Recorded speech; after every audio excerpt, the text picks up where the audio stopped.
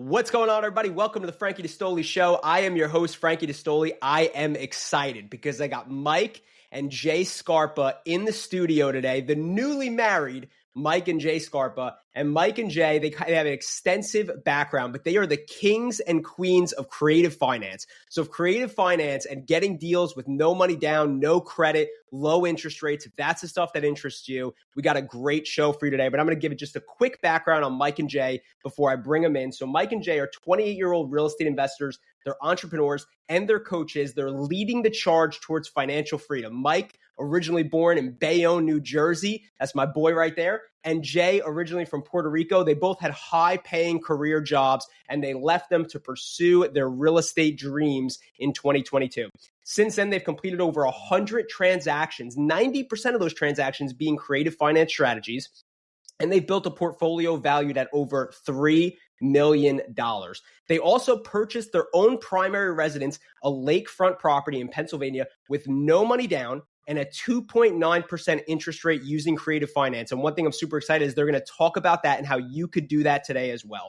Mike and Jay are a powerhouse team. They also have their Roman for Homes business. It's a virtual wholesaling company that specializes in creative finance and cash deals, including novations. And they expanded over 15 states, and they've closed deals using a bunch of different marketing platforms such as social media, joint ventures, referrals, and a lot of other stuff that we're going to talk about.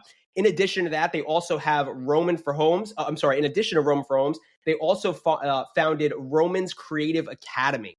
This is a coaching platform designed to empower others to build acquisition companies and achieve financial freedom. Their signature business in a box coaching method helps many investors achieve remarkable success. In addition to that, they're international speakers. They're going to be in Colombia in March of 2025, which is really, really exciting. And they really pride themselves on being a company that's, built on integrity and excellence in the creative finance space. So I am beyond excited to have them. Mike and Jay, welcome to the Frankie DeStoli Show. Thank you for having us, man. This is a honor.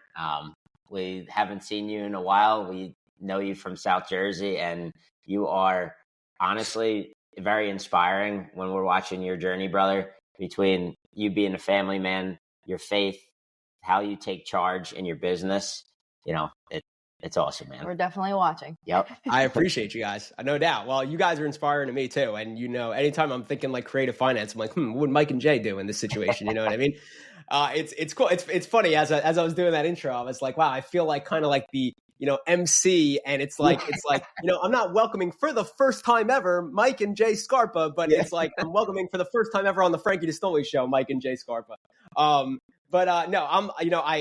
had a few people on the show, and everybody that I've had on the show, I've been very excited about. But one thing that I'm super excited about with you guys is like, I know that a lot of my listeners, and myself included, like creative finance is something that it just seems like if you know how to do it, like you are just so lethal in real estate investing. And you guys have, at least to my knowledge, have mastered it.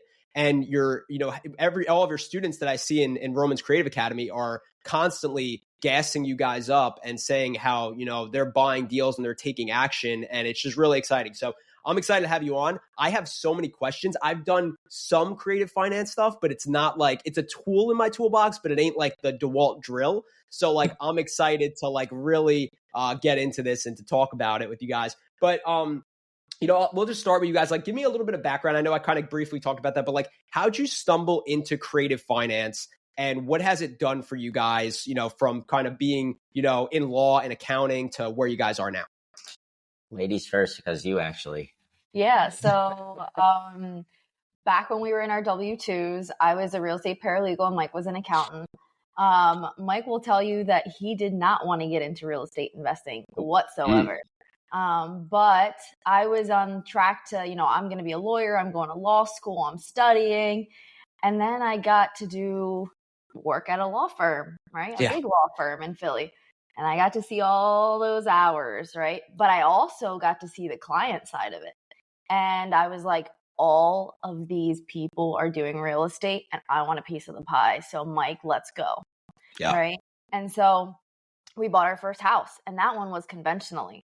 And we used all of our savings and we wanted to keep going. We liked it. Yeah. The thing is that how were we going to keep going saving 10, 20% to go through the bank? Yeah. And I see your face. You're going to say something. Yeah. So. Getting all hyped up. Yeah. That was our first rental. We still have it today. It was in West Kensington, Philly. So, no doubt. Yeah. Yeah. We went deep in the cut on our first property. We learned 100%. a lot. We still got it. And then, like Jay said, we ran out of our savings. So at that point, me and Jay got shiny object syndrome. This was about 5 years ago now during COVID.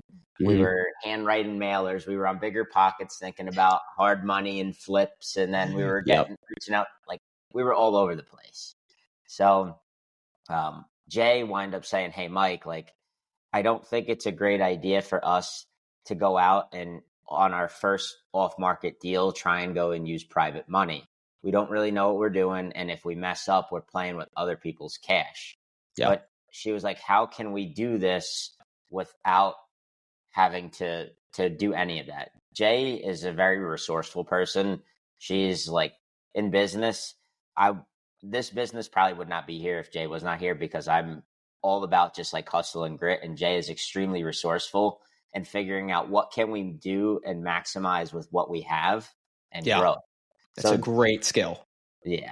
With integrity, right? Because there's a lot of people out there that'll do things, shady, right? So just figuring out a way that we can still buy houses, help people, and use little cash, right? Without hurting anyone in the process. Yeah. And the way that 100%. We stumbled across creative finances, we actually, we were talking with our attorney, and our attorney out of Pittsburgh at the time was telling us, hey, like, there's different ways that I see my investors do it. There's ways that I even buy my properties that I've been doing it for years.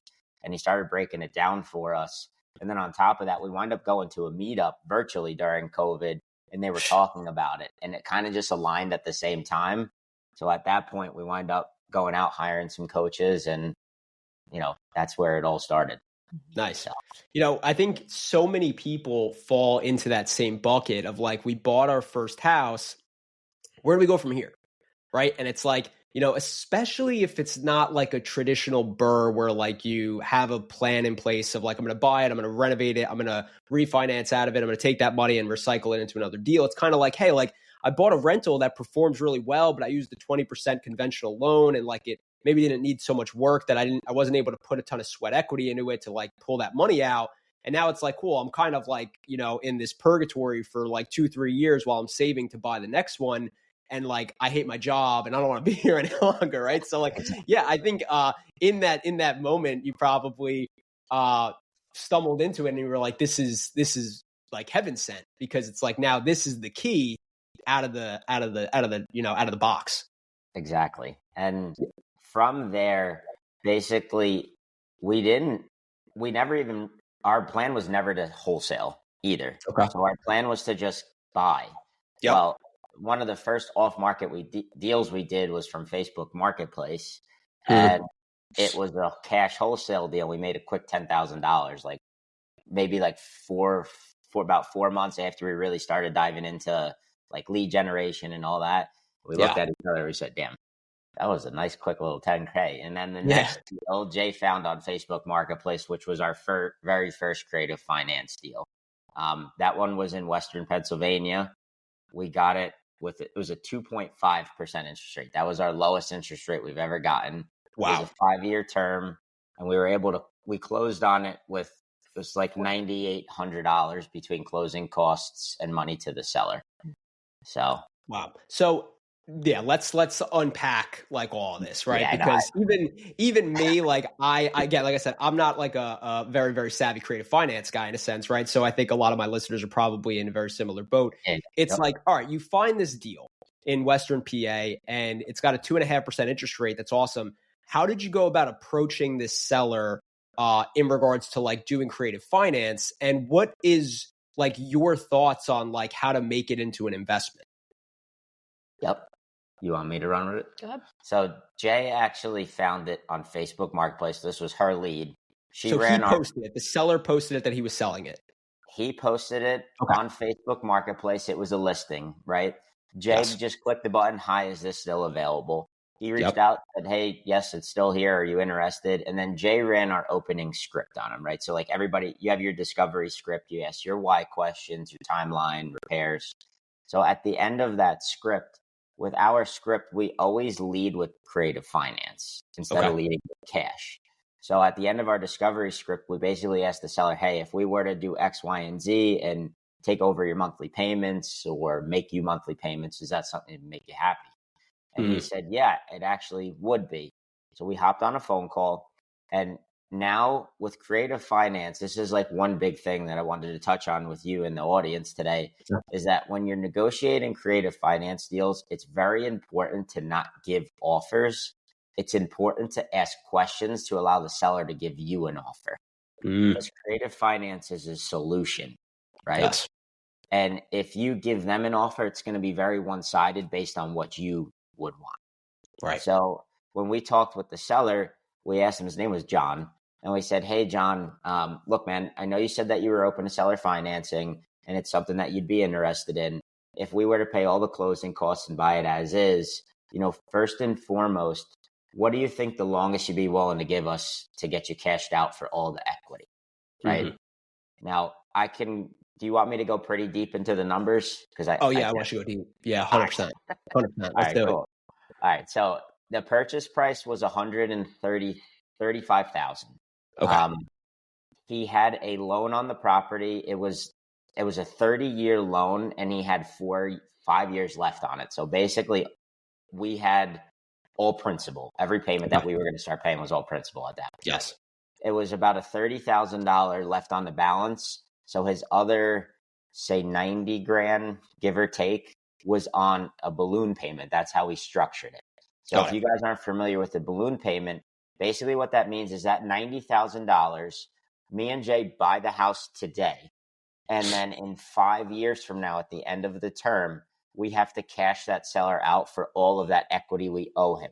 So basically, it's a loan that just sits there in purgatory until we can cash that seller out. But in the meantime, we're making his monthly mortgage payments to the bank on his behalf. So that $30,000 we're paying down. And this type of deal is called a wraparound mortgage. That's the type of deal this is. It's basically we call it a hybrid deal in the space. It's a subject to and a seller financing deal combined. Okay. Right? So now, what makes it the seller financing deal? The fact that there's going to be a balloon payment to him at the end of it? Okay. His equity, right? And that equity, you can structure it any way you want. We've structured it with monthly payments. We've structured it with flat interest. We've structured it with no interest. And it's just basically like a quiet, like promissory note that just sits there, right? I was going to say, there is no cookie cutter way to structure the terms. It's really what Mike said, the needs of the seller. Yep. Yes. So the seller's needs on this one, it was way different than what we'd ever thought. So the dude has basically, it was pretty crazy. So with the seller financing, because he was not getting the proceeds from the sale, now he had just gotten a divorce. Okay. And in his divorce paperwork, it stated that because he owned a ton of real estate, it stated that if he sold any of his real estate 2 years post his divorce, that any proceeds he'd have to split 50-50. Well, he found the loophole where if he sold it on seller financing, he didn't have to. Now it's kind of screwed up, but that's how we were able to do a 5-year term. At the end of the day, you're satisfying that solution for him, right? That at the end of the day, that's what it is. Exactly. Now, is it ethical on his part? I don't know, but whatever goes on between him and that situation is his call. That's between him and God. At this point, you're just there, making the solution happen for sure. So that's really interesting. Okay, continue. Yeah, so basically he said, cool. Originally, he wanted $40,000 down. So this was in June. We both told him on the phone, absolutely not, man. Like typically when we buy with creative finance, we buy with no money down. If we're paying all of your closing costs and buying it as is, right? And we're paying your price. He was not up for that. So we basically pushed him away, and he was a 30-day follow-up. 30 days come back. He's like, hey, Mike, like still available. Hey, Jay, like, can we work something out? So we asked him, we said, look, we told you we can do no money down, but what's the closest you can get to that if it's not something you're willing to do? And he wound up just throwing out the number $5,000. I love it. So I love it. Yeah. That's why we always say, like, ask the question. Yes. Start at your lowest and just have them work to you, right? Yeah. With everything. So like he originally wanted a 2-year term because that's what his thing said. But we said, look, the shortest we can go, like that's nowhere near the shortest we can go. What is the absolute longest you can do? We need you to get as close to 10 years. And we've got him up to 5. Right? No doubt. So it's always letting him say it. So we locked it in at that. And then you ask, what do we do with these deals, right? How do we make them profitable? And how do we get out of them before that balloon payment comes due or before term length is up? Right? Yes. So me and Jay, our biggest thing is that if we want to avoid refinancing into a loan in our personal name as best as we can. So the way that we do that, we couple rent to own with creative financing. Okay. So with creative financing, you have a term length typically, right? You know, sometimes you don't if you're taking over the seller's monthly payments forever, but a lot of times you're going to have a cutoff, right? Whether that's 5 years, 10 years, 20. How do you get that seller paid off, right? And how do you still make money on it? And how do you do it without having to go to a bank to refinance them out or sell the property? Well, with us, with rent to own, we are able to buy properties all through the state of Pennsylvania without having boots on the ground. Because with rent to own, the tenants are responsible for everything, the maintenance, utilities, repairs. They give us a fat down payment, which is how we're borrowing without the bank. That's what we call it, right? Mm-hmm. So yeah, the $9,000 down that we gave the seller plus closing costs for that property, 2 months later, we got $15,000 down from a tenant buyer. So basically it paid for all of our holding costs and any money out of pocket, right? So we got all of our money back. We cash flow. And then typically our tenant buyers cash us out in about 3 to 5 years. No doubt. So then they go to the bank and then they put a loan on the home and buy it from us just as if we had it on the market. Got it. And that's how we get the seller cashed out. Got it. So I'll just recap that because that's actually really insane. So you have a term with the seller initially, right? And in this case, it was 5 years. Mm-hmm. So instead of doing a typical refinance where you're putting it into your name and holding the property long term, you are setting it up as a rent to own, attractive, marketing setup for a tenant who's going to come in who wants to eventually have pride and ownership. They're going to come in, they're going to give you a $15,000 down payment as their down payment on the eventual ownership of the property. That recoups any money that you've put in on the closing costs plus some. So you've already within those 2 months made money on the deal. On top of that, they're paying you every single month to live there. So that's kind of your cash flow that's coming in there, which is covering the payment that you've picked up from the seller that you're making in general. And then by that term of that 5-year period, whatever you set up with that tenant owner, they go and they purchase the property. At that point, they're purchasing it from you for the amount of money that you're setting up with them. And you're paying the balloon payment to the seller when that term comes up, if not before then. And now you've already made a profit even then and more so on the deal from the tenant paying the rent plus the profit that you made off the sale of the price for the tenant. Nailed it. Yeah. I mean, that's just like top tier. That's like, I'm like a kid in a candy store here in that. Just because I always like to play devil's advocate with this stuff. Do you guys ever feel like, man, we should have held that property though? Because I'm a buy and hold guy. Like I like the fact of the quote unquote generational wealth, like passing it down to my kids. Like that's what keeps me in the game. So do you guys ever feel that way? Or are you kind of like, we're in it, we're out, kind of like flipping, but a little more creative and cool? And then, we're on to the next. Drop the numbers on Manheim. He may stop holding. Okay, I will say this up front. Always have what's the word I'm looking for? A portfolio that's well-rounded, right? Yes. So we do have long-term rentals and we do rent to own, but the rent to own fuels our cherry-picked long-term rentals that we do want to keep long-term. Yeah, no doubt. Mm-hmm. We hold everything in Philadelphia. We hold long-term. Okay. And then anything. See, I like that. I like to see that. That's a good, I think that's phenomenal, like response on that. It's like, you're not just holding anything, like you're using some of these not so, I don't really care if they're in my portfolio long-term deals to fuel the ones that you actually want long-term. I think that's great. Yeah. That's exactly right. Like because it's almost like a flip, but elongated. And plus it's very fulfilling when you help a family like For sure. get placed. Like most of the time what we'll do, like we have a tenant buyer who texted us yesterday and said, "Hey, Mike and Jay, June of 2026, we're going to be buying this home from you guys. Just fair warning, let you know. Like we're giving you a heads up." Awesome. Thanks. We're going to take that and we're going to roll it probably into like a multi-unit.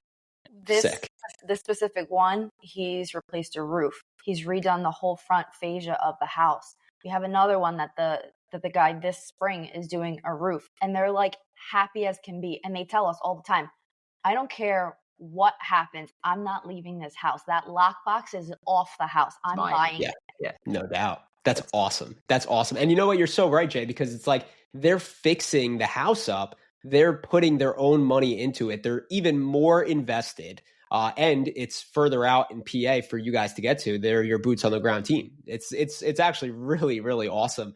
A couple questions that I have breaking this down. So number one, where, I know you said Facebook Marketplace, but where are you mostly finding creative finance leads? How much of that is like outreach on your end versus how much of that is kind of just like, I could go to this site and I'm finding leads and I don't really need to spend much money on it? Yeah, absolutely. That's a great question. Yeah. Okay. So with this, we only do inbound marketing. Okay. Honestly, we've never cold called. I've done like one-off text blast messages to like specific targeted leads, but it was more like the sniper approach than anything else. Yeah. But anything for inbound, it's all Facebook, social media. So Facebook groups, right? So like yard sale groups, your community groups, your mom and pop groups, stuff like that. We get all of our leads right now today from Facebook sponsored ads. That's where we get all of our inbounds from. We do have all of our eggs in one pot. We don't do any other marketing channel, but right now our cost per lead is like $10 per lead, and our cost per deal is like $500.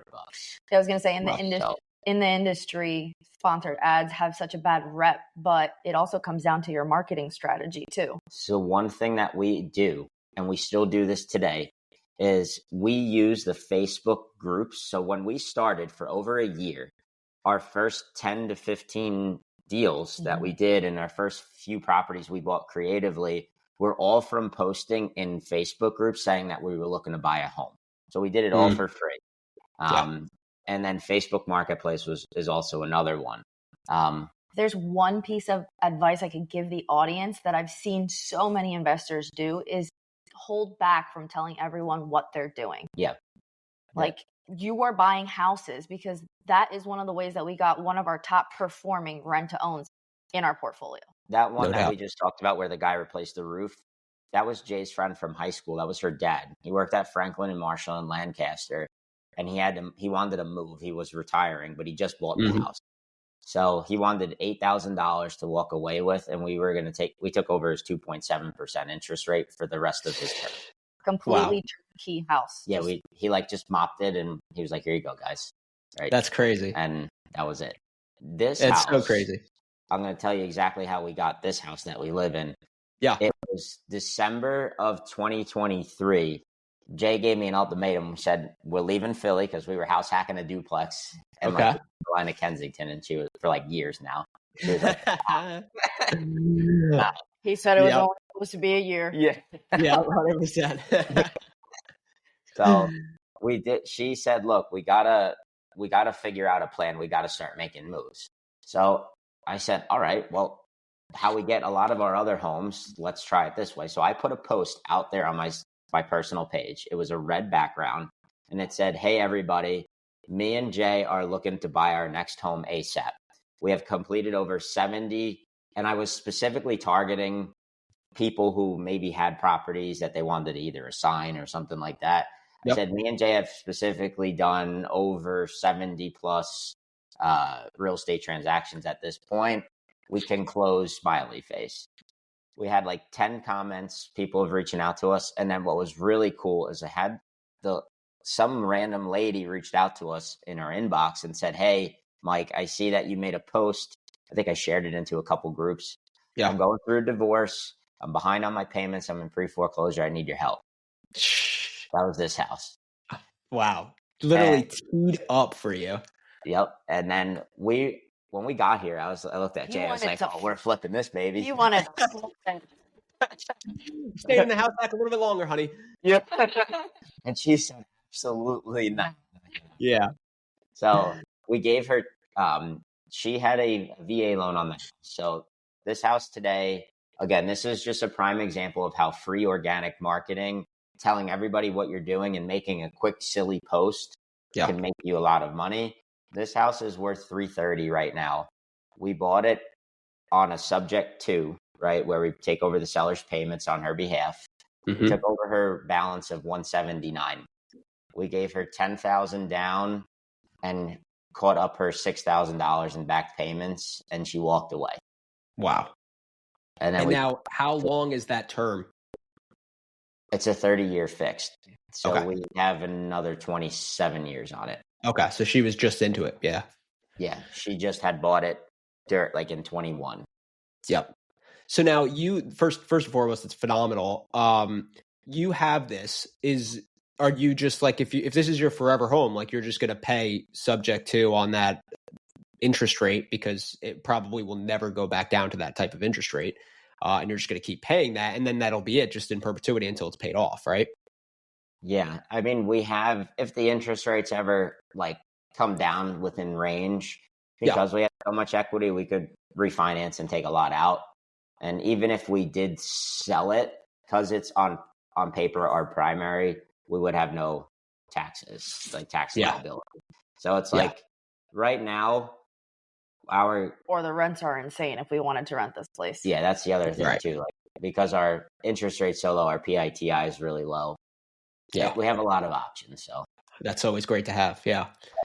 So I want to bring it back a little bit to the rent to own before we officially kind of move off that topic and get into some more creative finance strategies. But where are you finding rent to own tenants, and how do you handle if they say that they're going to own it and then they decide not to last minute? I've been blabbing for like 20 minutes now. Everyone asks this question, right? Where do you find rent to own tenants? And the answer is the exact same place you find tenants, right? No doubt. Just the screening questions are a little bit different than what you would do for a regular tenant, right? Majority of our tenant buyers come from Facebook and Zillow. Those are where the two of them come from. Facebook is literally just making your guys' lives out here. Yeah. A ton of money back to Facebook. That's great. Now, in terms if like you give them, say, like 3-year term and you're like, hey, in 3 years you have to buy us out, and they don't buy you out, right? We always we don't give them the term that we have with the seller, right? We give them less to give ourselves buffer, but we do renew with them if they actually want to stay and still need time. And we put them through financial literacy, credit repair, all that good stuff. But if they're like, Mike, Jay, I don't want to buy the house. I've got to go. Maybe I got a new job. So they forfeit that money that they gave us as a down payment, and they just move. And then we find a new tenant buyer. Yeah, that's clutch. I mean, getting them to pay that down payment up top is really, really huge. I mean, that recoups any money that you've already put into the deal. At that point, you're pretty much infinite return. And then it's like, it's just such a, I don't want to necessarily like say like an anchor for them, but like it keeps them there. Like if they're doing that, like that's a big commitment on there. They're going to drop 15 G's. Like you bet they're probably staying. I would most of the time assume. Yeah. Yep. Exactly, man. And what I know everybody like loves the rent to own idea, and we do too. With the rent to own, you need to be very careful when you are vetting your tenant buyers though. So like we always like to talk about like how well it can do, but that first property that we talked about with John, Mr. Divorce Guy. Yes. Because that was our first property and our first rent to own, we actually made a lot of mistakes with that one, and it cost us about $30,000. So with that property, that was our first rent to own. We put them through the screening process, right? So we use a company, it's called screenthetenant.com, and they're based out of PA. And basically with that company, they'll give you a full RMLO, meaning that they do a debt to income ratio on the tenant buyer, credit check, background check. Well, we looked past a lot of the red flags in their background report, not even their credit report, because they were willing to give us 15 to 20,000 down. Yeah. Right. Well, by overlooking that and getting the shiny object syndrome from the Benjamins, they basically gave us that money down, which was tax return cash. So they had no real skin in the game. It wasn't their money. Mm-hmm. We learned all this as we went on. And after about 2 months, they stopped paying completely. Being newer landlords, we gave them all the leeway for about 5 months. And then we finally evicted them. And when we walked in, it was, we had to basically almost gut the place. It was a heart attack. Yeah. And that's also where we came down to saying, hey, what is our actual rent to own buy box now? Right. Mm-hmm. So we, instead of just saying, hey, if we can get great terms and it's in a good location, this is a rent to own. We now said, all right, let's be real investors here. Let's logically think through this. So that was a 5-bed, 3-bath, 2,200 square foot house. To redo that thing cosmetically, it did cost us about almost $40,000. And that was with us doing a lot of the work. Yeah. Right. Geez. So we said, okay, moving forward, we're looking for starter homes. We want nothing above 1,500 square feet, nothing above a 3-bedroom, nothing less than a 2-bedroom, right? Yeah. That sweet little entry-level home that if anything ever like this happened again, it's not going to cost us an arm and a leg, right? It's not such a massive square footage. Yeah. So, that's huge. I mean, look, that's like such a great lesson for any investor, especially just starting off to take. It's like there's a handful of things there. Number one, like don't get distracted by the Benjamins, which I mean, when I was smiling ear to ear when you were saying the story, because like I literally had the same exact thing happen to me and my boy Steve. Like first tenant we had, it was like, oh, she's willing to pay the rent that we just threw out there. She's got the money right now and we can initiate the refinance. Yeah, let's go. And like no check. And then it became a total disaster, obviously. But then too, it's like you pull opportunity out of those adversities, right? It's like, all right, well, what did we learn here? We learned that these big houses are going to pull a lot of money out of our pocket if these things go south. So let's, really dial in on our buy box. Let's get serious about what we're doing here. Like we see the methodology behind this and we see that it works. Now it's like, how do we really fine tune it and make it a system that puts money in our pocket consistently? And that's ultimately like the whole point of it. Is a lot of people that could have happened to, and they could have been like, man, I took a net loss on this thing. This stuff doesn't work. I'm pivoting to something else. I'm going to go read a book about some other strategy and quit. Whereas like, you're like, no, like this does work. Like we just need to fine tune our systems and like get it in place. And dude, it's great. It's a great lesson for everybody to take for sure. Well, that's awesome. I want to talk just about some strategies real quick before we move into some other stuff. But like, let's talk about, I know we talked about subject to, and we talked about seller financing. What are like the differences between that for everybody to hear? And when you go subject to, what are some things that you should look out for, right? Because I always like I think with subject to, like it seems really attractive sometimes to me. And then I'm kind of like, but do I really own the house? Like, how does it work? So like, could you kind of dive into some details about subject to versus like seller financing? Absolutely. Go ahead. Yeah. Okay. So subject to versus seller financing top level. Subject to is a strategy where you are purchasing a home subject to the existing mortgage staying in place. So the deed of the home on the closing day transfers to you. The mortgage stays in place and you take over the seller's payments on their behalf. So the mortgage stays in their name. It never goes on your debt to income, but you have ownership of the property, right? Seller financing is just the old school method of the seller being the bank. You go to a formal closing, right? And then there's a mortgage put in place and the mortgage holder is the seller and you just pay the seller every month. Now, quick little game with subject to. If you're going to take over a seller's payments on their behalf, you do not want to buy it as a traditional subject to. You want to buy it as what's called a mirror wraparound mortgage. Mirror, M-I-R-R-O-R? Okay. Yeah. Sorry, being from North Jersey. No. I'm just clarifying. It mirrors the old debt, right? So basically a new loan is wrapped around the old loan, mirroring the old debt. And what that does is that helps the seller in the case of default.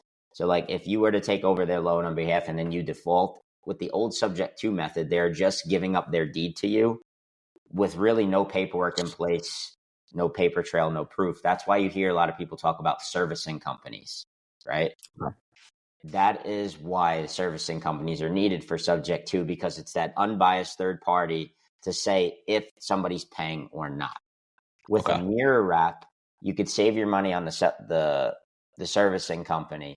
And that mirror wrap states that if you default, right, on the loan, depending on your state, that the seller has recourse. And that is their legal proof that if you default, they can go to court and take the house back from you, right? Got it. Now, who puts this together? Is this a title company that puts this together? Who necessarily gets the necessary docs? Typically an attorney does. Yep. Okay. So Jersey, I know, is an attorney state, right? And yes, PA is a title company state, but we still use an attorney just because with creative finance, there's a lot of additional documentation that's needed. So our attorney has an in-house title company. So it's like all in one. Perfect. Yep. Yeah.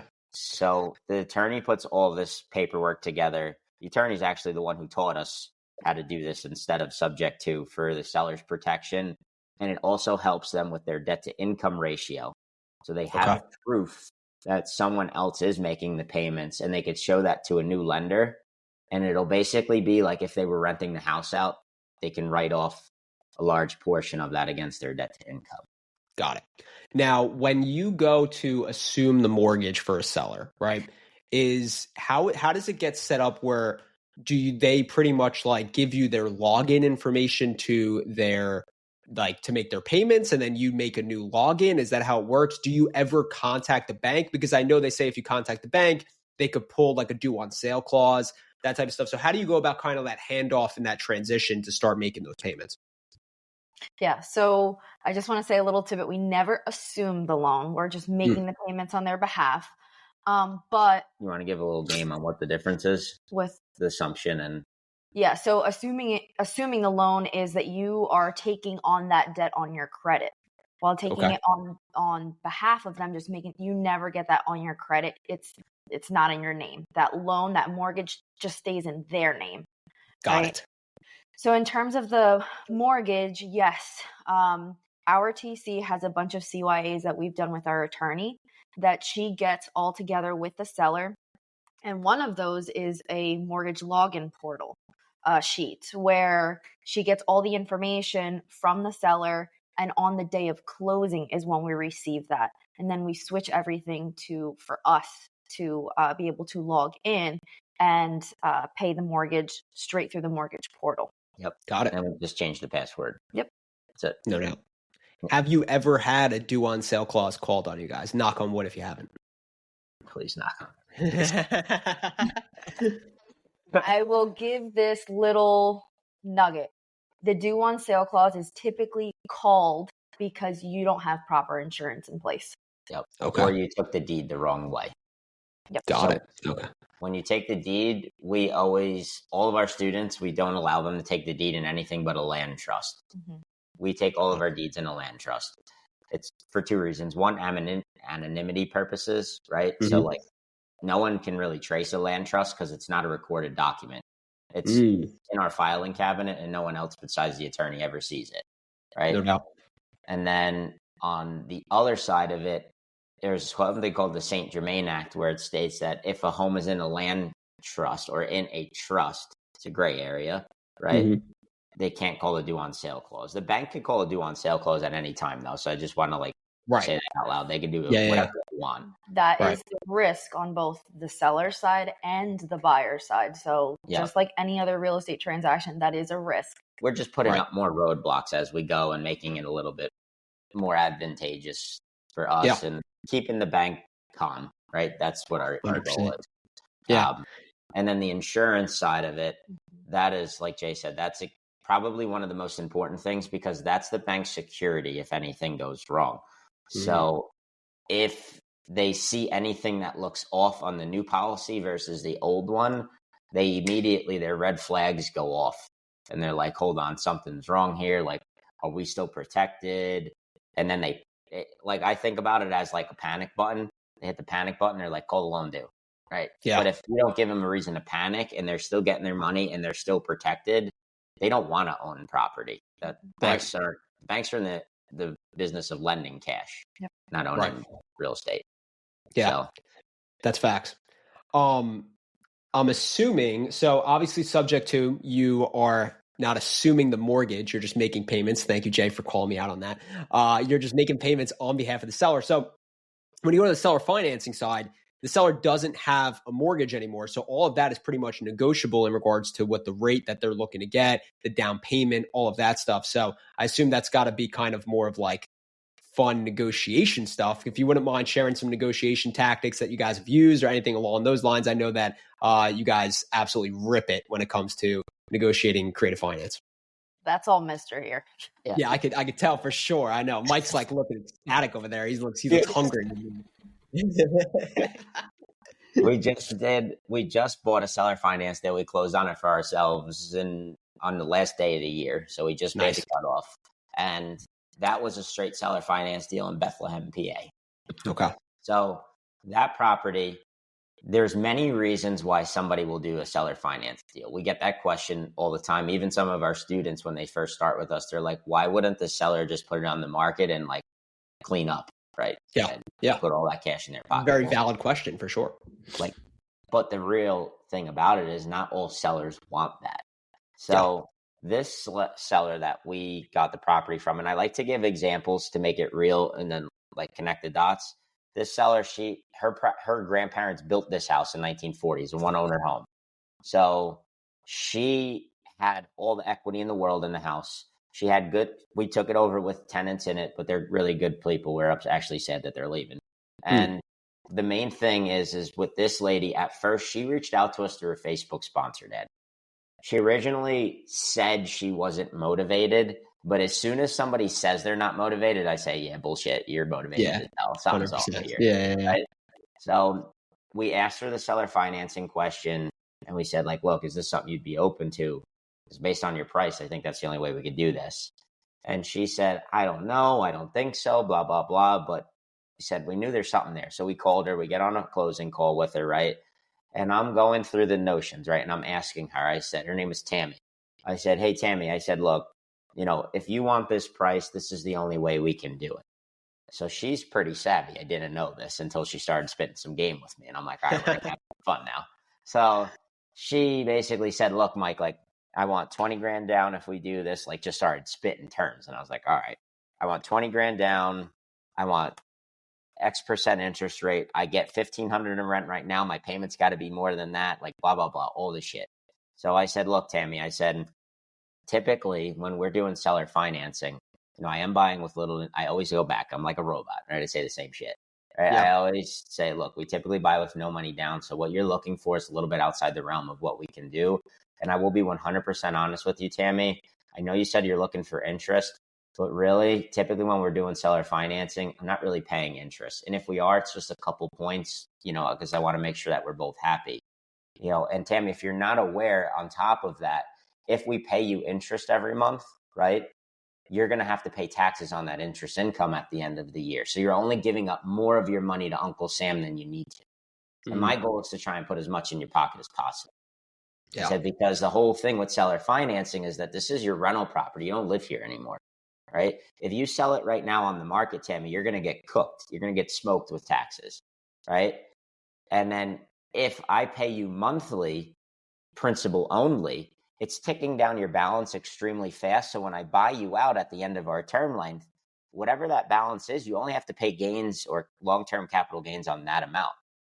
So if I'm paying you interest, I'm paying it down faster. So not only are you paying taxes yearly on your interest income, you're going to pay more taxes when I buy you out. And she was like, oh, okay. Yeah. I like it. I like it. Yeah. Man, I feel like I got the wolf of creative finance in the studio right now. Maybe I love it. So I basically said, Tammy, look, so like, I don't want to waste your time, but like, we're too far off. And she was like, no, wait. This was 6 weeks of negotiating with this fucking So every week we had a call and we just kept going back and forth, back and forth. And what we finally did, I broke it down for her. Every seller's different. Her brain was visual. I didn't catch on to that until the third phone call. It wasn't clicking for her. So I came up with what I was saying to her, what I wanted us to do, but I put it in writing. And I said, look, Tammy, I know I could rent this house for $2,200 a month. And I just spit facts to a seller. That's how I negotiate with them. It's $2,200 in rent per month. Your taxes every year are $4,000. The insurance policy about $1,500. So if I take $2,200 and I divide all that stuff monthly and I subtract it out, we're looking at maybe $500 a month just for taxes and insurance. Tammy, when you have a rental property, right? And I start telling a story to them. You have things that come up every month, every so often. And if you don't set money aside, you may be in a position where you can't do it. And me having a full business out of this, and I provide for my family like this, I need to make sure that we're always covered. So Tammy, I need to subtract out probably another $200 on top of that or more just to put money aside every month. So now we're already down to here. And if you want to allow me to pay you $1,500 a month, that means I make $0 per month. And I'm in the business of making money, Tammy. I just want to be honest with you, right? So she said, okay, that's fair. What can you do? So I said, Tammy, I know you said you wanted interest. I don't buy houses with over 3% interest rates. So if you want interest, I can match that 3% because for me, it's, 3%. It's so great. That's right. fine. 100%. Right? Yeah. So I said, Tammy, but if we do the interest, right, because she wouldn't do it without interest, I said, if we spread this out over 30 years, Tammy, my payment's still too high, right? I got to go longer. So we amortize it over 35 or 40 years. Wow. Okay. And we have a 10-year balloon with her. And nice. The reason for the 10 years, I said, Tammy, look, if you want close to top dollar right now, in 5 years, I may not have enough equity to buy you out. And I don't want to overpromise you anything. So Tammy, the least I can do, or like, what is the most you can do, right? As I said, I really want to be near 15. So I'm overshooting where I want to be. Mm-hmm. And I knew she's going to flip me, right? And she said, I'll do 10. I said, okay, cool. Yes. And then down payment money. She had $10,000 in tax liens. Lady hadn't paid her taxes in years. So, and she told me, I said, so Tammy, this down payment money, I asked her, what do you need this for? Right? Do you just want it? Is it in your mind skin in the game? Talk to me. Yeah. Well, Mike, to be honest with you, when you pull the title report, there's going to be $10,000 in tax liens. And then on top of that, my kids just went to school and I have a car. I just bought them a car and I want to put the money back on my credit card. I said, all right, so what do you need right now to satisfy this? Because I can't do 20, but what do you need, right? Because I don't ever care about what they want. We care about what they need. What do you need? Yeah. 15,000. Cool. Which is 5% down because it was a $300,000 house. I said, okay, no problem. If we give you $15,000 down and I pay all your closing costs, you're good to go right now today. She said, yes. I said, okay, give me 10 minutes. I'll be right back. Put the paperwork together because it was the first time I got a yes from her. I made her stamp right on the spot and that was it. Nice. That's and it. Her reason for wanting to sell on seller financing, which I didn't get to, I apologize, is that for two reasons. She liked the idea that she had some sort of attachment to the house still, even though it wasn't hers anymore, because she was born in the home. Right. So you said her grandfather built it, right? Exactly. There you go. Yeah. Her mom was born. It was like lineage. And then on top of that, she knew if she sold it the way it's sat today and tried to put it on the market and then had to get tenants out and then the tenants leave and she's got it, like she didn't have the capacity for it. Right. And she didn't want to take a haircut on the price. And then lastly, when I explained to her, I said, look, you're going to make more money with me than you would anywhere else. Right. No one's going to offer you what I'm offering you, but you need to be funky with me. You got to get creative.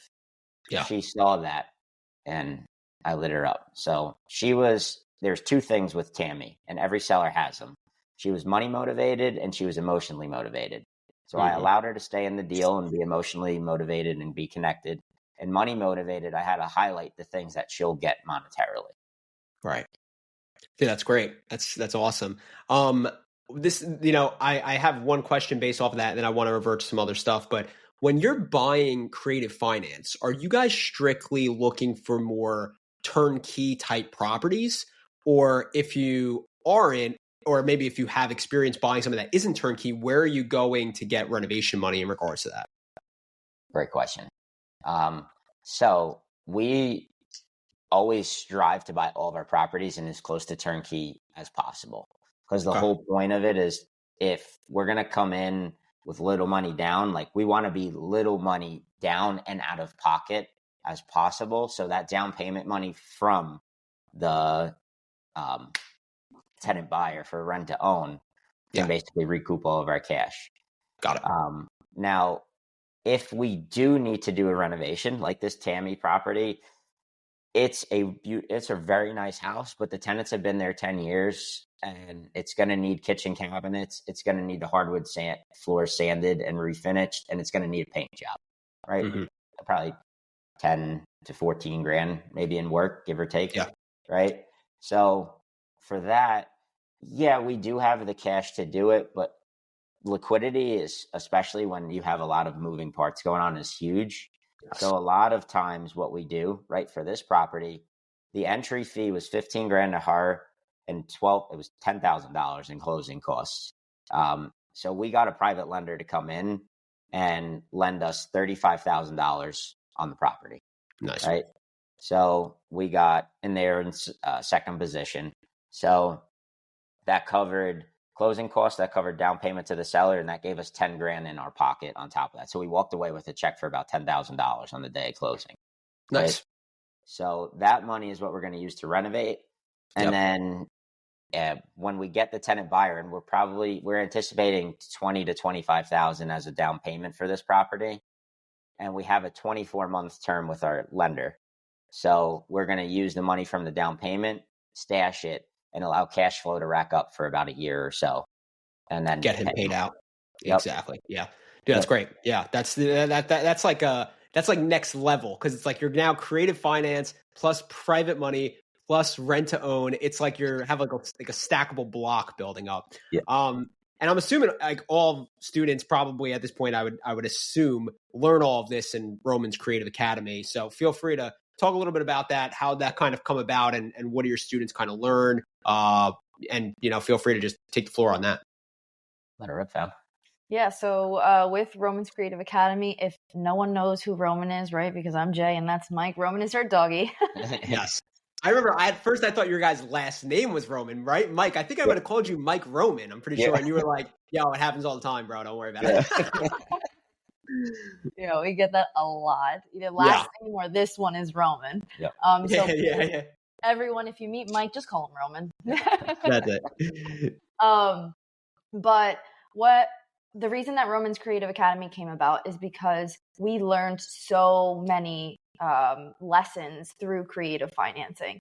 And we've seen things in the industry that are done improperly. So we wanted to be able to give or have a community of students where we can handhold you, right? Because we do one-on-one, handhold you through the process of getting your first rental or your first creative deal, right? But also build a business out of that where you can cherry pick the ones that you'd like to keep and then continuously fund your acquisitions business with wholesaling, right? Yep. Roman, the reason Roman's Creative Academy started too, like Jay said, we had people reach out to us and said, hey, Mike, Jay, like they had the same issues we had when we started. We ran out of money. We did this. We see you doing X. And we had coached like a friend of ours, and then we had another person reach out, and we were like, well, look, like if there's a need for it, let's let it rip. So right now, me and Jay, we have 10 one-on-one students. They're all over the country. Nice. And we mainly teach them, like Jay said, how to start A to Z to build an acquisitions business, utilizing social media and creative financing from the ground up. It's all virtual, and creative financing can be done in any market. Yep. Yeah. We get that question a lot too. That's awesome. Yeah. And I see it all the time. I see on your guys' social media and what you guys posted. I mean, those students are doing deals. And like, I think that's like so important. If you're someone who's looking for a mentorship program or you're looking for a course or whatever it is, like know who the students are within that program and what are they accomplishing? Because it's like really as a mentor, as a coach, like our resume isn't what we've done in the past necessarily. It's what we could pass on to others and how they could utilize our expertise to do what they want to do, right? And to do that successfully. So, I mean, I love seeing it. I love seeing that your guys' students are crushing it. And it's no surprise. I mean, you two are like on top of the people that you work with, and you are so, you're so, charismatic about creative finance and about your passion, and it goes on to your students. So it's great. If someone wanted to sign up for the Academy, where could they find it? Absolutely. If you go to romanscreativeacademy.com, there'll be a link at the top of the page, and it'll say apply to work with us one-on-one. And if they click that, you guys can fill out an application. It'll come right to us, and then we'll send you a Zoom link to hop on a one-on-one call with us and go over next steps. And I also want to say we are having a free webinar coming February 27th. That is because people ask us, like, how do I know if it's a good creative deal, right? I scheduled these, or I did these terms with them. I negotiated it, but is it good, right? That's what we're going to be talking about. We're going to be talking about deal or no deal, right? Yep. I love it. So come on over. Sweet. I got to make sure I add that in the show notes. A free webinar. If you're near a free webinar from Mike and Jay on February 27th on if it's a good or a bad creative finance deal. So that's huge. That would be definitely, I plan on attending that, honestly, personally. But my son is due on the 4th, so he might be here by then. We'll see. If not, well, if anything, he could get his first creative finance course in as well. That's awesome. Cool. I know we're coming up on time a little bit, but I just want to talk about this. I had Justin Eaton on the show a couple weeks ago, and we were talking about this as well. You guys, I know, Mike, you were an accountant, Jay, you were a paralegal, and then you kind of split out of that, and now you work together as a husband and wife team. What is that like? What are some of the challenges that maybe you face? Don't get, you're going to get too crazy on the camera out here. I don't want to get anybody in trouble. But what are some of the challenges that you guys face as a couple when you're working with each other, and what are maybe some tips for anybody that's looking to kind of get involved and build their own business with their spouse or their significant other? No, absolutely. First and foremost, you're going to have good days, and you are going to have bad days, right? That is normal. But I think the number one thing that we've learned is just communicate, right? Talk to each other, and always, like in the relationship, take each other's opinions into account, talk through that, and then come to a consensus where you both feel comfortable. And then I would say on top of that is know your roles. Have your roles, have your line, and have that like blurry line in the sand, right? Like negotiating sellers is my realm. Like Jay can give me input, but like don't step over the line. And operations, hiring, firing, SOPs, all that's Jay. So I'm not going to come in and tell Jay how to do all that, because that's how it typically you go like things that. clash. Yeah. Very, very sound words of wisdom there from both of you guys. Awesome. Where can people find you guys? You can find us on Instagram at Roman with Mike or Roman with Jay. Or on Facebook, Roman's Creative Academy as well, or on our website. Yep. Nice. Awesome. And it's been awesome having you guys on. February 27th, free event. But before I let you guys go, any last words or comments for anybody that's listening? Yeah, absolutely. For everybody listening, it's very easy to get that shiny object syndrome where you see a million different things that you can do, and you may not get traction, you may not get success at whatever you're trying to start, but power through that. Focus on what it is that you're doing currently right now and double down and master it. The one thing that's gotten us to be really successful in what we do is that we mastered our niche. We've never bird a deal, right? We've never gone and got a DSCR loan. We've never done that. Now, Frankie, on the other side, that's your realm, right? But you've mastered that niche. So for everybody listening, master whatever it is you're doing. There's money to be made everywhere. It's just you need to be focused with your blinders on. That's the best thing I could say. Pick your poison. Every part of investing is going to have its good side and its bad side. So just pick your poison. And what I mean by that is, so many people think of, short-term rental, mid-term rental. Oh, I'm going to do BRRRR. There's always a risk to each one of them. There's always like hospitality, right? Do you want a hospitality business? Those are things that you have to think about when you're looking to, what am I going to do in investing? What's going to be my niche? So just keep that in mind. I love it. No doubt. Well, absolute pleasure having you guys on. Great conversation, great detail, great information. I look forward to eventually having you guys on the show again, but best of luck in Colombia. Be safe on your travels. And everybody listening, thank you guys so much. As always, pray the rosary, buy real estate, and we will be talking soon. Peace out. See ya.